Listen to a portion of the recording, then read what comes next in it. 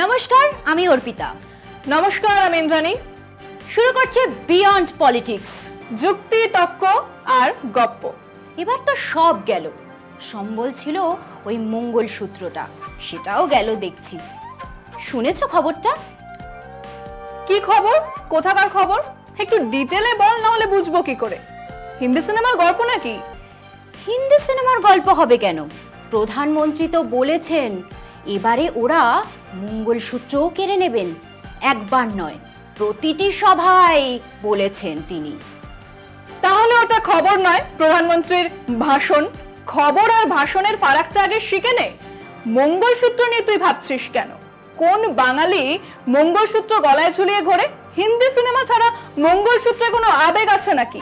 তোর আছে নাকি মঙ্গলসূত্র? আমার মঙ্গলসূত্র নেই, কিন্তু শাখা পলা তো আছে। প্রধানমন্ত্রী বলেছেন ওরা মঙ্গলসূত্র থেকে সব কেড়ে নেবে। তোর ভাসুর নাকি?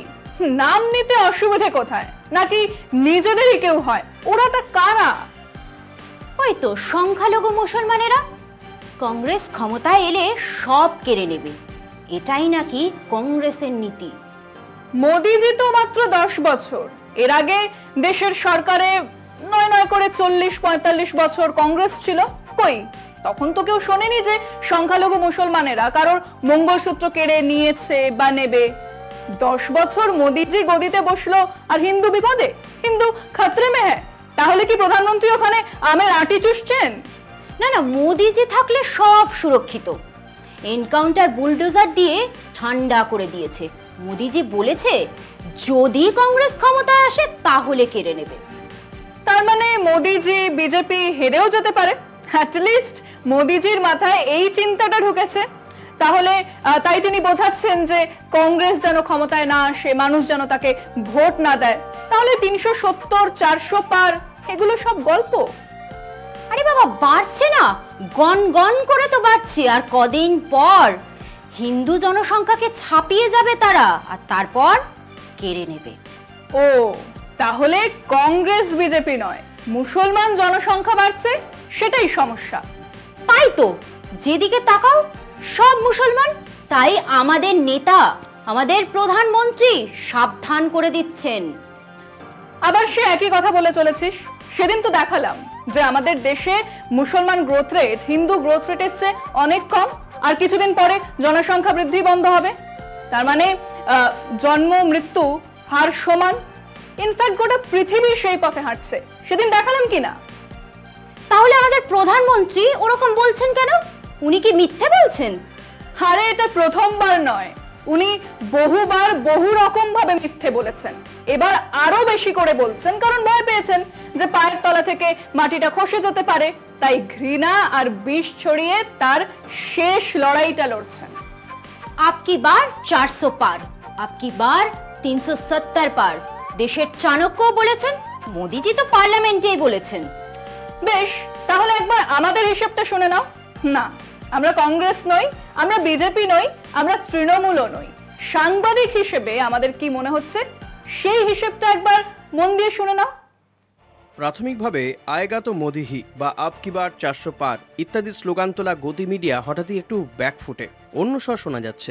বেশ কিছু নির্বাচনী সমীক্ষা অন্য সুরে কথা বলা শুরু করেছে। অ্যাক্সিস মাই ইন্ডিয়ার পেছনের মানুষ হলেন প্রদীপ গুপ্তা, যিনি গত বেশ কয়েকটা নির্বাচন হিসেবের দিক থেকে মিলিয়ে দিয়েছেন। বাংলাতে ধেরিয়েছিলেন, কিন্তু বাকি অনেকগুলোতে তার এক্সিট পোল একদম ঠিকঠাক। তিনি তার নিজের টুইটার হ্যান্ডেলে 16টা রাজ্যে বিজেপি সমস্যায় লেখার পরে টুইট ডিলিট করেছেন, কিন্তু তার মধ্যে গুচ্ছ স্ক্রিনশটও উঠে গেছে। এখনও এ নিয়ে তিনি চুপ, তাকে যোগাযোগ করাই যাচ্ছে না। ওদিকে লোকপাল নামের এক সমীক্ষা জানাচ্ছে কর্ণাটকে 17-18টা আসন পাবে কংগ্রেস, আর বাংলাতে তৃণমূল 28, কংগ্রেস 2, বিজেপি 10। মহারাষ্ট্রে 23টা বিরোধী ইন্ডিয়া জোট পাবে। কেবল ওরা নয়, মহারাষ্ট্রে এমন কথা তো অনেকেই বলছেন। মহারাষ্ট্রে এই কিছুদিন আগে শরদ পাওয়ারের এনসিপি ছেড়ে যাওয়া ছগন ভুজবাল মাত্র গতকাল বলেছেন সহানুভূতির হাওয়া বইছে শরদ পাওয়ার আর উদ্ধব ঠাকরের দিকে। ওদিকে রাজস্থানে নাকি বিজেপি বিরোধী হাওয়া, সেখানে 25-এ 25 তো বাদই দিন, গোটা 5-6টা আসন চলে যাবে। সব মিলিয়ে যাকে বলে কেলোর কীর্তি। বিহারেও নাকি জেডিইউ 2-3টে আসন পেলে সেটাই বিরাট ব্যাপার হবে। গতবার 40-এর মধ্যে 16টা পেয়েছিল নীতিশ কুমারের জেডিইউ, তার মানে ওখানেও এনডিএর আসন কমবে, কম করে 12 থেকে 14টা। হরিয়ানাতে নাকি বিজেপি প্রার্থীরা প্রচারেই যেতে পারছে না, কৃষকরা তাড়া করছে। এমনকি উত্তরপ্রদেশে বিজেপি গতবারের 67টা আসনও ধরে রাখতে পারবে না। গোটা দেশের বাংলা, বিহার, মহারাষ্ট্র, হরিয়ানা, রাজস্থান, কর্ণাটক থেকে বিজেপি হারাবে 40টার মতো আসন। মানে বিজেপি নেমে আসবে 250 থেকে 260-এ। ওই 370-400 বিশুদ্ধ জুমলা। কাজেই এবারে প্ল্যান বি নিয়ে নেমে পড়েছে আরএসএস বিজেপি। কোনো রাগঢাক নেই। স্বয়ং প্রধানমন্ত্রী নির্বাচনী জনসভা থেকেই দেশের সংখ্যালঘুদের বিরুদ্ধে বিষ ছড়াতে যাচ্ছেন। মিথ্যে তো বলেনি, এখন সেই মিথ্যে দিয়ে হিন্দু মুসলমান বিদ্বেষ ছড়ানো শুরু হয়েছে। সেই অশিক্ষিত কথাগুলো একটু শুনুন। 19শে মার্চ তামিলনাড়ুর সালেমে গিয়ে বললেন ইন্ডিয়া জোট। উনি ইন্ডিয়া জোট বলেন না, ইন্ডি জোট পরিকল্পিতভাবে হিন্দু ধর্মকে হেয় করে। কংগ্রেস, ডিএমকে, ইন্ডি জোটের অন্যান্যরা অন্য ধর্ম নিয়ে একটা কথাও বলে না, কেবল সুযোগ পেলেই হিন্দু ধর্মকে আক্রমণ করে। 6ই এপ্রিল সাহারানপুরে জনসভাতে বললেন কংগ্রেসের ইতিহাস আগে মুসলিম লীগের সঙ্গে সামঞ্জস্যপূর্ণ ছিল, এখনও তাই, আর বাকি যা আছে তাতে চেপে বসেছে বামপন্থীরা। ইতিহাস কি বলছে? 1940-এ নেতাজি কংগ্রেসের সভাপতি হিসেবেই হিন্দু মহাসভা, যার নেতা আজকের বিজেপির বাংলার আইকন, তাদের আদর্শ শ্যামাপ্রসাদ মুখোপাধ্যায় সম্পর্কে বা মুসলিম লীগ সম্পর্কে কি বলেছিলেন? হিন্দু মহাসভা বা মুসলিম লীগের কোনো নেতা কংগ্রেসের সদস্য হতে পারবে না। দ্বিতীয় বিশ্বযুদ্ধ শুরু হয়। সমস্ত কংগ্রেস পরিচালিত সরকারের মন্ত্রীরা পদত্যাগ করেন। মুসলিম লীগ ক্ষমতার স্বাদ পায়। খুব অদ্ভুত ব্যাপার হলেও মুসলিম লীগ সিন্ধ এবং উত্তর পশ্চিম সীমান্ত প্রদেশে এবং এই বাংলাতে হিন্দু মহাসভার সঙ্গে জোট সরকার বানায়। হিন্দু মহাসভা বাংলায় ও ফজলুল হকের সঙ্গে যে জোট সরকার করে, শ্যামাপ্রসাদ মুখার্জি সে সরকারের অর্থমন্ত্রী হন। সেই শ্যামাপ্রসাদ মুখার্জির চেলারা আজ কংগ্রেসকে মুসলিম লীগের সঙ্গে সামঞ্জস্যপূর্ণ বলছে। 6ই এপ্রিল রাজস্থানে আজমেরে মোদিজি বলেন কংগ্রেস দল রাম মন্দির প্রতিষ্ঠা বয়কট করেছে, যারা গেছেন তাদের বহিষ্কার করেছে, ওরা রাম বিরোধী। 7ই এপ্রিল নওয়াদা বিহারে গিয়ে বলেছেন আরজেডি কংগ্রেস চেষ্টা চালিয়ে গেছে যাতে রাম মন্দির তৈরি না হয়।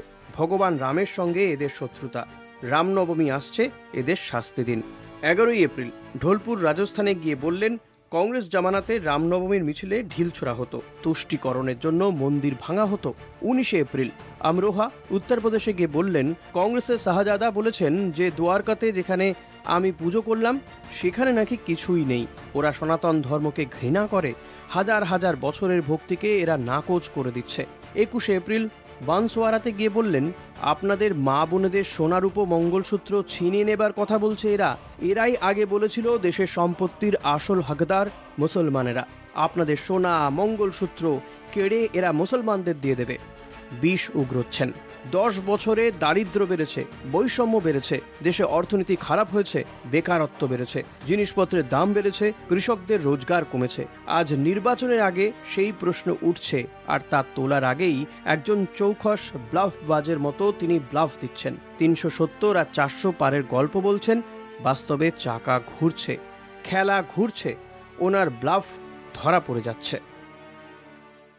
আসলে এক নার্ভাস প্রধানমন্ত্রী দেশের উন্নয়ন আর বিকাশের কথা বলছেন না বিজলি পানি সড়কের কথা, রুটি কাপড়া মাকানের কথা।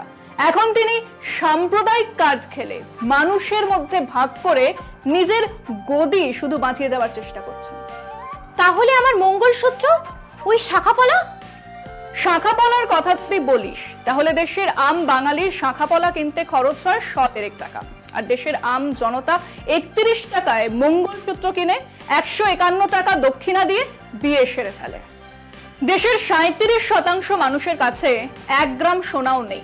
যারা সোনা দিয়ে শাঁখাপলা বাঁধান বা মঙ্গলসূত্র ঝোলান, সে 63%-এর 80% কাছে 3-4 গ্রাম সোনাই একমাত্র সম্বল। তার থেকে তারা ঢের বেশি চিন্তিত চাকরি নিয়ে, যা এখন বিপন্ন। তার থেকেও তারা অনেক বেশি চিন্তিত তাদের মূল্যবৃদ্ধি এবং স্বাস্থ্যের খরচ নিয়ে। তাহলে আমার শাঁখাপলা, সেটার কি হবে?